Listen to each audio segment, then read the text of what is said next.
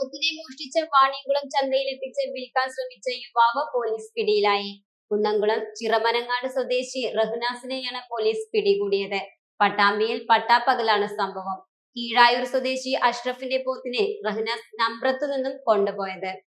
കീഴായൂർ സ്വദേശി അഷ്റഫിന്റെ പോത്തിനെ നമ്പ്രത്ത് കെട്ടിയിരുന്നു.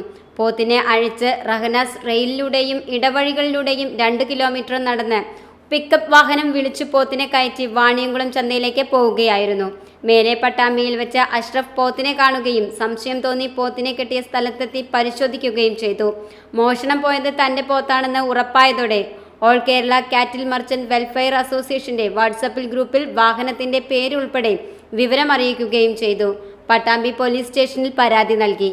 ഇതോടെയാണ് വാണിയംകുളം ചന്തയിൽ വിൽക്കാനെത്തിച്ച് കച്ചവടം ഉറപ്പിക്കുന്നതിനിടെ പോത്തിനെയും റഹ്നാസിനെയും പിടികൂടിയത്. ഒറ്റപ്പാലം പോലീസ് എത്തി പിടികൂടിയ റഹ്നാസിനെ പട്ടാമ്പി പോലീസിന് കൈമാറി. പോത്തിനെയും സ്റ്റേഷൻ വളപ്പിലെത്തിച്ചു. കാഴ്ചകളാണ് ലോകം, കണ്ടു തുടങ്ങുക.